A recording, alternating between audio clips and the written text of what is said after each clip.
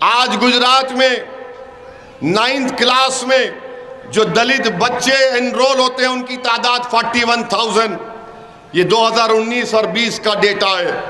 बच्चियों की तादाद 31,943। अब आप देखते जाइए, जो भाजपा कहती है कि सबका साथ सबका विकास, हम सब समाज का काम करते हैं, कितना झूठा है।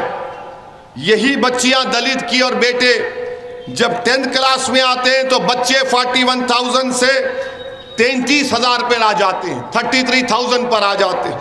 हमारी बेटियां, दलित बेटियां जो 9th क्लास में 31,000 है, वो 10th क्लास में जब आती है तो उनका नंबर 27,000 हो जाता है। कितनी कमी हो गई? 4,000 की कमी बच्चियों में हो गई। और बच्चों में 8,000 बच्चे ड्रॉप आउट हो जाते हैं दलितों के।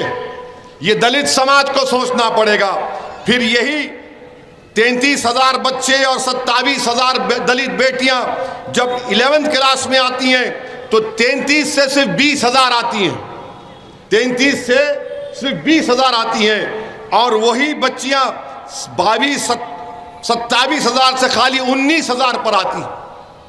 आप अंदाजा लगाइए, गिरते जा रहा है नंबर 8,000 तक।